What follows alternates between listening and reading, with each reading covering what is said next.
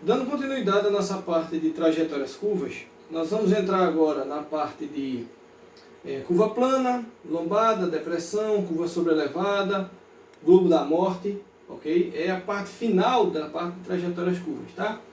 Então a gente vê aqui o seguinte, né? A gente vê um carro fazendo uma curva, né? O que é que isso diz pra gente? Recomenda-se que o motorista, ao dirigir por trechos sinuosos nas rodovias, freie o veículo antes da curva, passe por ela com velocidade constante e volte a acelerar se for o caso, após a curva. Muitos ignoram essas orientações e acabam provocando acidentes, às vezes fatais, pelo excesso de velocidade na curva. Então veja, física é tão importante até na predeterminação da nossa vida, né?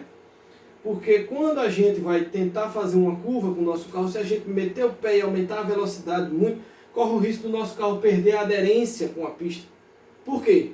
Dependendo da curva, se ela for muito sinuosa, nosso carro não está preparado para aquilo. Os pneus do nosso carro não geram um atrito suficiente para que ele continue a sua trajetória, certo? Isso piora muito nos tempos de chuva, né? Que diminui a aderência do pneu com o asfalto, ok? Nós temos aqui, ó, tá vendo aqui? Isso aqui é o movimento que existe na curva do carro. Eu tenho um vetor pneu-solo saindo e um vetor solo-pneu entrando. O equilíbrio deles dois faz com que o carro faça a trajetória perfeita, certo?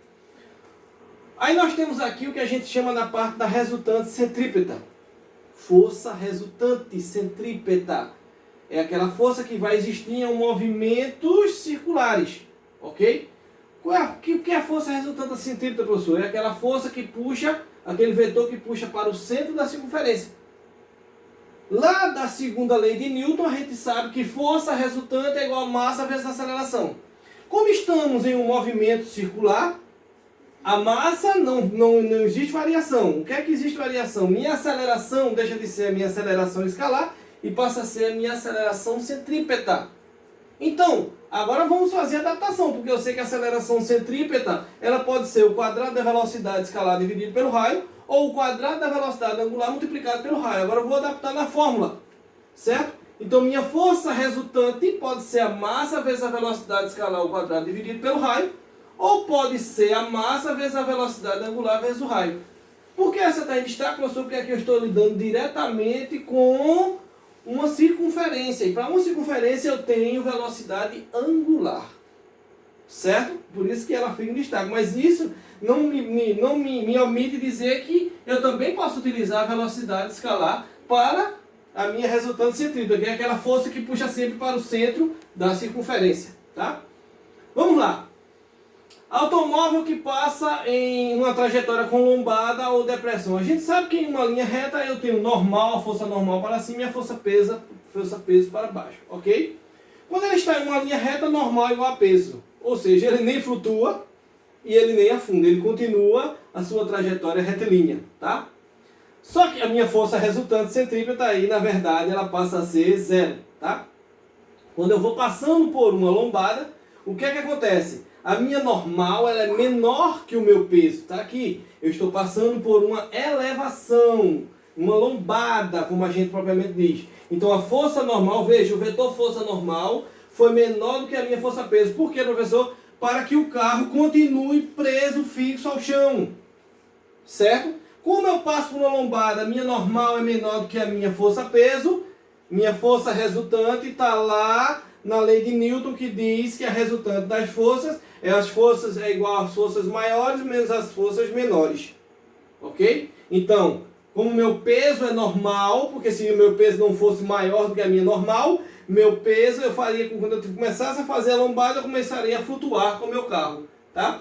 E aí, como o meu peso tem que ser normal para fazer, maior do que a minha normal, para fazer com que o carro fixe ao chão, eu tenho minha força resultante centrípeta, o peso menos a minha normal. Isso é a formulazinha que a gente utiliza para calcular a força resultante centrípeta quando o carro está passando por uma lombada, ok? Ou por uma depressão, certo? Quando o carro está descrevendo uma curva plana. O que é uma curva plana, professor? É uma curva que tem a sua trajetória reta, ok? Não existe elevação, não existe variação de grau em relação a uma linha de sustentação dela, tá? Então você está vendo aqui, eu tenho a minha velocidade aqui e a minha força centrípeta puxando para o centro da circunferência. Ele está fazendo uma curva plana, mas a força está puxando para o centro da circunferência. E por que ele botou força de aceleração, professor? Porque a minha força resultante centrípeta é igual à minha força de aceleração escalar. Aqui ela é a mesma coisa, ok? Então aqui minha força de resultante centrípeta seria massa vezes aceleração centrípeta. Certo até aí? Tá?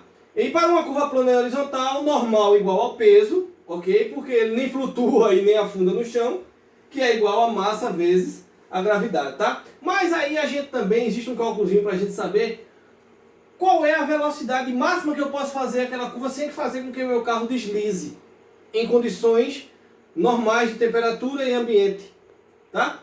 Então minha velocidade máxima para que eu faça aquela curva plana é a raiz do coeficiente de atrito estático vezes o raio vezes a gravidade. Pô, falou em atrito, coeficiente de atrito estático, professor? Sim, porque essa força aqui, que resulta aqui na resultante centrípeta, ela está diretamente também ligada ao atrito estático. Força de atrito estático, ok? Coeficiente raiz do coeficiente de atrito estático vezes o raio vezes a gravidade. Fazendo essa conta eu vou saber a velocidade máxima com que eu posso fazer aquela curva plana. Vamos lá. Curva sobrelevada. Que danada é isso? Pronto, tá aí. É aquela primeira imagenzinha que a gente viu lá no começo da videoaula. É uma curva que eu tenho uma certa variação de ângulo em relação à horizontal. Um ângulo alfa qualquer. E aí como é que eu faço? Olha lá. Traçamos aí a decomposição das forças, das principais forças. Força preso vertical para baixo.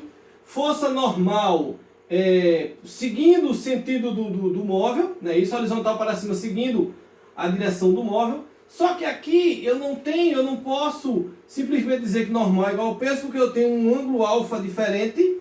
Confere, o carro está inclinado para fazer a curva sobrelevada. Tá? E aqui foi o que eu fiz? Eu fiz a decomposição da normal. Eu decompus ela no meu eixo vertical e no meu eixo horizontal. Para o eixo vertical eu chamo de normal de Y. Para o eixo horizontal eu chamo de normal de X. Tá? Isso está lá explicado em decomposição vetorial. Tá?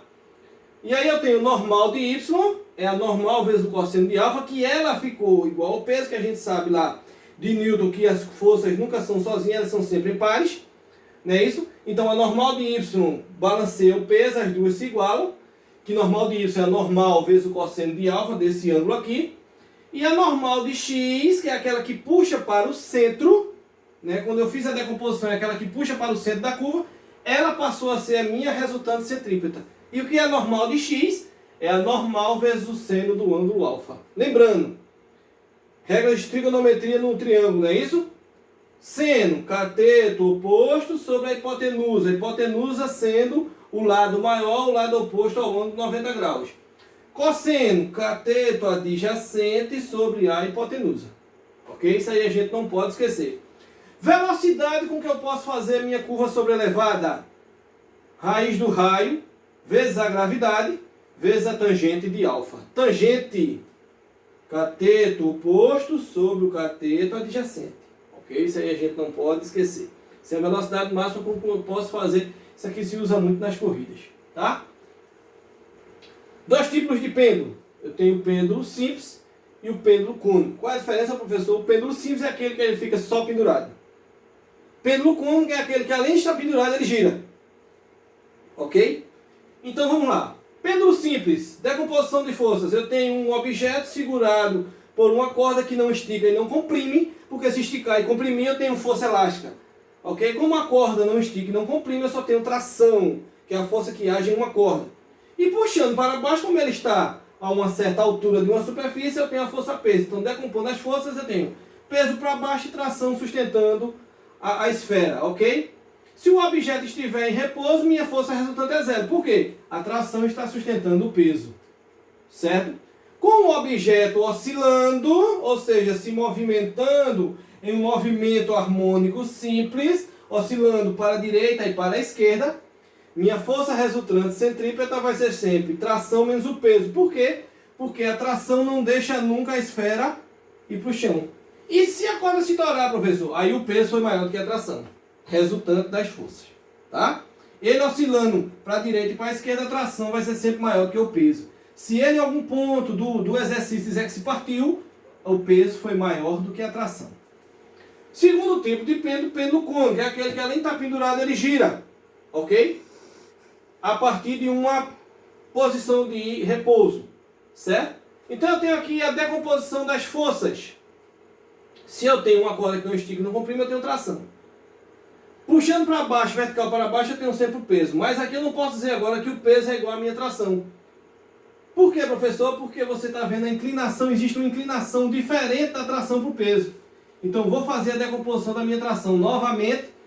Decompus na vertical, decompus na horizontal. Na vertical é T de Y, na horizontal é T de X. Novamente peço apoio para decomposição vetorial.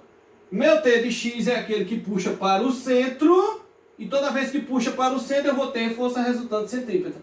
Meu T de X equivale à minha força resultante centrípeta, que é tração vezes o seno de alfa. Quem é o ângulo alfa? O ângulo formado entre a inclinação que o pêndulo está e uma linha imaginária vertical que eu traço a partir da posição do repouso do pêndulo.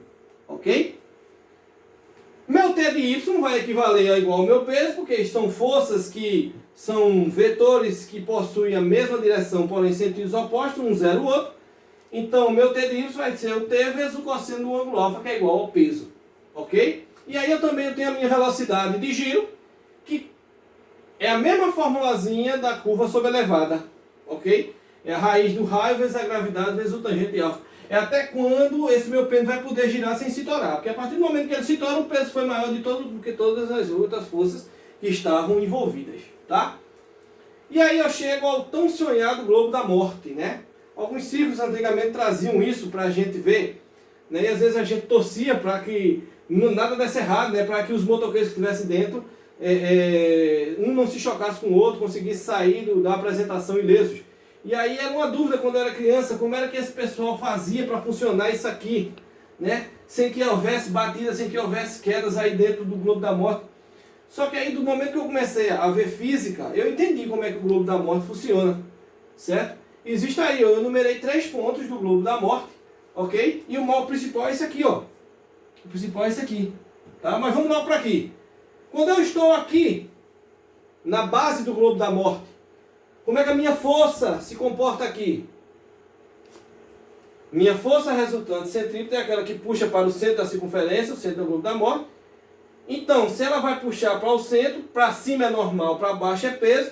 Normal N1 aqui no ponto 1, ponto 2 e ponto 3.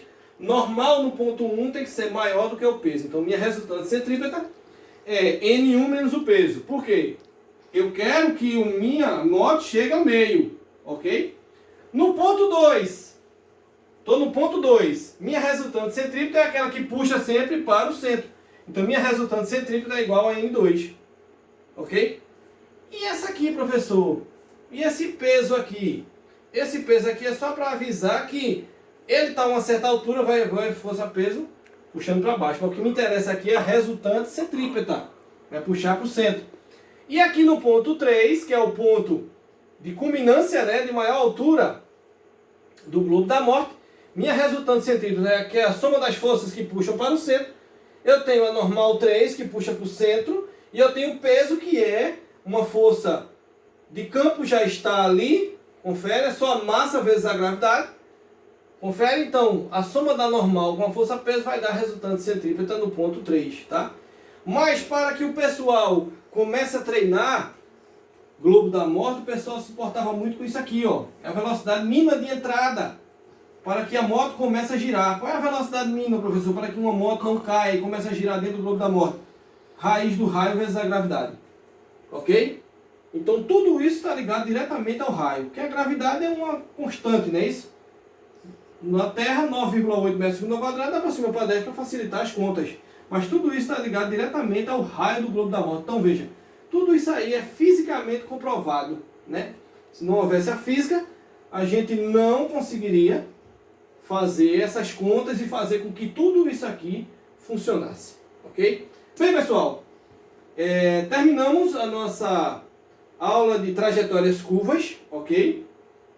Logo, logo, colocarei nas salas do Google Classroom o link do YouTube, onde vocês podem assistir às aulas de trajetórias curvas, como também queda livre, lançamento vertical para cima, lançamento vertical para baixo, ok? E aí também disponibilizarei os slides nas salas do Google Classroom, bem como uma série de questões para que a gente resolva envolvendo trajetórias curvas, ok? Obrigado por hoje.